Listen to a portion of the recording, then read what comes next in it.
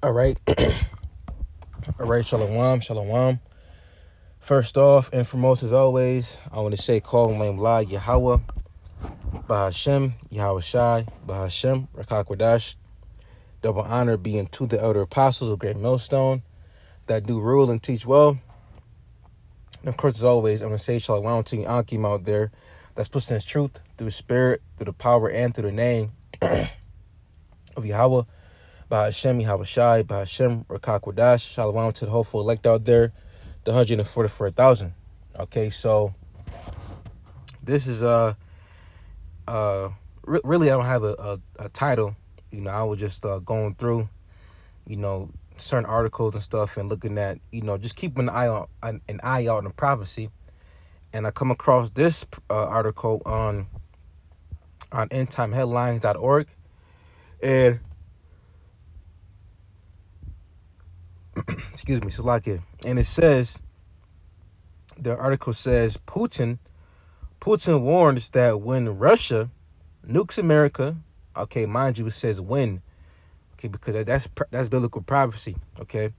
It says Putin warns that when America nukes Russia, or should I say, the bear nuking Babylon, all right, this horror, it says there will be no chance of survival, and there will be no single enemy left, and that's true, okay, because the scriptures say that that day that's going to come to pass, that it shall burn as an oven. Actually, let me get that real quick. It's in Malachi, actually. Malachi 4 and verse 1. Malachi 4 and 1, excuse me. Salakia, Malachi 4 and 1, it says, for behold, the day cometh that shall burn as an oven. Right, and that day is approaching. The day where the elements shall melt with fervent heat. Everything you see, the works therein, the wicked works therein, and within Babylon is going to be melted with fervent heat, man. And it says, for behold, that day cometh that shall burn as an oven, right? Not no, oven today, talking about those those big ovens that you can put a person inside, those huge ovens, okay? And it says, and all the proud, yea, and all that do wickedly shall be stubble, and the day that cometh shall burn them up, saith the Lord of hosts, that it shall leave them neither root nor branch, right? And right here in the article, it says, there will be no chance of survival, there will be no single enemy left, but only the elect is going to be, delivered out of that nuclear flame, out of that nuclear destruction, because the elect, they've been chosen before the foundation of the earth, to wake up, to preach the word, and to be delivered. That's why it says in Revelation 14, it says that the elect are going to be redeemed from the earth, meaning what? Meaning to be saved from the destruction that is on the way for Babylon, okay? And it says there will be no enemy left, right? So just like I said in Malachi, says that it shall leave them neither root nor branch, meaning that's going to be a desolate wilderness, okay? And actually, since I mentioned that, let's get that in the book of Joel 2. This is Joel 2, and I'll start at 1, okay, because the topic at hand really is World War III, because that's, that's what the article is alluding to, okay? This is Joel 2, which ultimately is prophecy, okay? Joel 2 and verse 1, but the point I want to get at is verse 3. And it says, verse 1, blow ye the trumpet in Zion, and sound alarm at my holy mountain. Let all the inhabitants of the land tremble, for the day of the Lord cometh, for it is nigh at hand, right? And that's what we're doing. We are going out there and blowing the trumpet, and warning our people, and also too, warning the heathen about their oncoming doom, okay? And it says, for the day of the Lord it says, for the day of the Lord cometh, for it is nigh at hand, right? The day of Yahweh is upon the earth. It's coming soon. No man knows the hour, time, or day, but we know that he is coming. Okay. And it says, a day of darkness and of gloominess, a day of clouds and of thick darkness, as the morning spread upon the mountains. Right? Because when Yahweh comes, it's going to be complete darkness. A day of wasteness, a day of desolation, a day of gloominess, as is written in the book of Zephaniah, the first chapter. Okay, and it says, a great people and a strong, there have not been ever the like, neither shall be any more after it, even to the years of many generations. Right? And that's talking about the nuclear missiles and the nuclear capability that these nations possess, because the scriptures say that knowledge shall increase. So these nations, they have developed a way more high level of weaponry. Okay. And here it is. We talk about we talk about World War III right now. And this is going to be the wars. This is going to be the final countdown, the grand finale. So all these nations are going to be highly advanced. Advanced warfare. Okay. So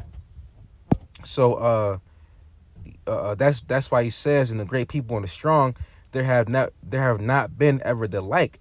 Okay. And it says, now there shall be any more after it, even to the years of many generations. Right? Because soon it's not going to be war anymore. Okay. Because once our kingdom comes here on earth, okay, he says that they should not learn in war anymore, because it's going to be the earth is going to be in complete peace. Because just like Albert Einstein said, he said basically the next world war, I think he said like World War IV or some shit like that. He said that basically is going to be fought with sticks and stones. Okay, because meaning what? Meaning that in our kingdom it's not going to be any war. It's not going to be any hell on earth. It's going to be peace. Okay. Verse 3, here's the point. It says, a fire devoureth before them, and behind them a flame burneth. The land is as the Garden of Eden before them. Right? Because right now everything in Babylon is peace and safety.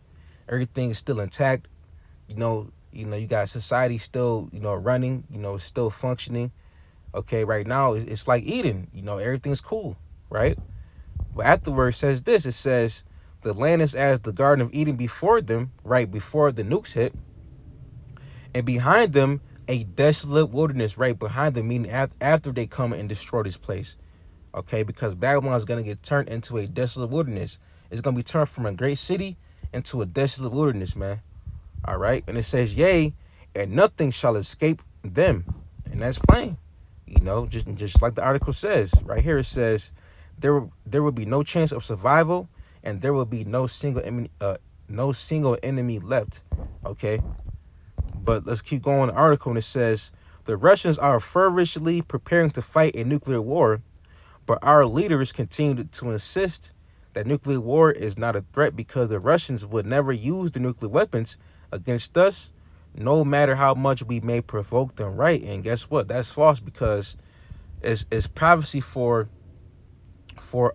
these nations to go to war, amongst each other, with each other, against each other. Okay, it's prophesied that Gog and Magog, which is Russia, is going to partake in World War III. Okay, it's prophesied that Persia, which is Iran, Babylon, which is America, all these nations are going to partake in World War III, which will be in the valley of Jehoshaphat. Okay, that's why he says that the Lord's going to gather them in the valley of Jehoshaphat. Okay, that's World War III, man. All right, the Battle of Armageddon is going to be the final countdown. Okay, let's get that real quick. Just a quick fly. This is Joel 3 and verse. This whole chapter is amazing, but for time's sake, I'm gonna get to the point and just read verse 2. Joel 3 and verse 2, and it says, I will also gather all nations, and will bring them down into the valley of Jehoshaphat. Right? It says all nations. Okay, Russia, North Korea, South Korea. Every nation, every nation that has nuclear capability. Okay, East India. All right, Babylon. All right. Listen, man, this is gonna be, the final war. Okay, so the Lord's gonna make this very, very, very dramatic. You see, and it says, and we'll bring them down into the valley of Jehoshaphat, which means, Mashapat, okay, which means judgment. Okay, the Lord's judgment, and it says, and we'll plead with them, they're for my people and for my heritage Israel, whom they have scattered among the nations and part of my land. Right, so the reason why the Lord is going to destroy these nations, during World War III, is because they have, spoiled us. They have scattered us, had us in captivity. Okay, so they have touched the apple of the Lord's eye, which is his people, the Israelites. So the Lord is going to destroy them, all at one time. Okay, during World War III. All right, and also too, don't forget about the return of Yahushai. Okay, Yahushai, he's going to come back and get involved too. All right, and once that happens, man, that's gonna be, hey, that's gonna be, what's that term? How do you say it? It's gonna be a closed deal, a done deal, because once Yahushua returns, hey, nobody's gonna win. Yahushua is gonna win. Okay, right, man. So the nations are gonna get, carried down to the valley of Jehoshaphat, by the Lord. They're gonna get led down there. And hey, that's gonna be World War III. Okay, that's why the scriptures say, it says the third will come up quickly. Okay, and we can clearly see that we're living in the last days of the last days, because you have more talks of war. You have more talks of pestilence, famines. Okay, there's a earthquake every day. You see, so these are the signs that the Lord Yahushua told us, to look out for, before he returns, and one of the major signs is, World War III, the wars and rumors of wars, in which we're seeing it right now in today's time. Okay. And keep going. It says, in fact, I was just reading an article on the official NATO website that was authored by a former U.S. defense official, in which he openly admitted that he is assuming, quote unquote, that the war in Ukraine will end without Russian nuclear use. Meanwhile, Vladimir Putin continues to make public statements about nuking America, right? Because this place,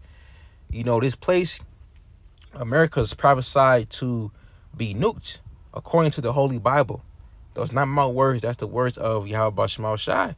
Okay, but guess what? It's true, it's gonna happen. Okay, and there's so many scriptures that that you can read about Babylon being nuked. You can go to the book of Zechariah. About that's really going about 2/3, but people's will melt. Okay, but I believe it's one in Zechariah too. Oh yeah, Zechariah 14. Excuse me, Zechariah 14. It says they shall melt. Zechariah. You have Isaiah. Yeah, Jeremiah 50, Jeremiah 51. You got man, it's so many scriptures. But case in point is that America's about to get nuked, and that's according to biblical prophecy. Okay, you got 2 Peter, the 3rd chapter. Okay, because not only is America, America, but America is also, it's also Babylon the Great. It's also Sodom and Gomorrah, Egypt. Okay, it's also Rome all over again. So this place is going down, man.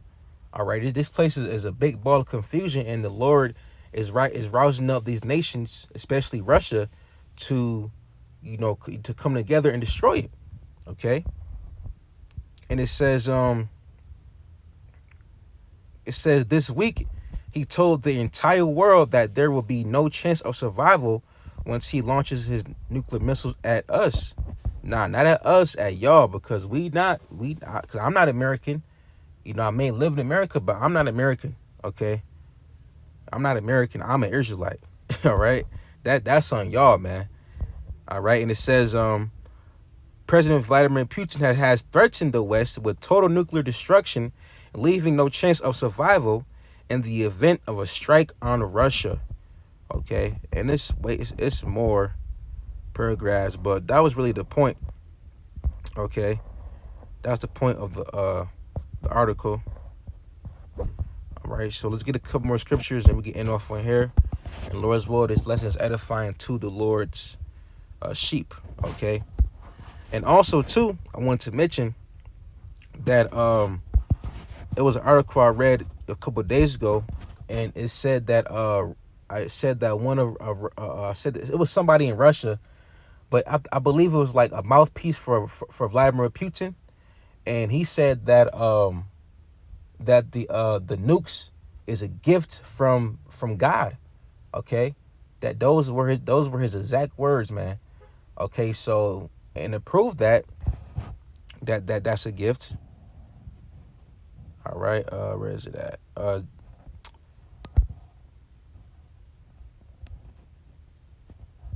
Isaiah 54 and 16. And it says, behold, I have created the smith that bloweth the coals in the fire, and that bringeth forth an instrument of his work. Right? You got the Project Paperclip, with the Robert Oppenheimer. I believe it was the Germans.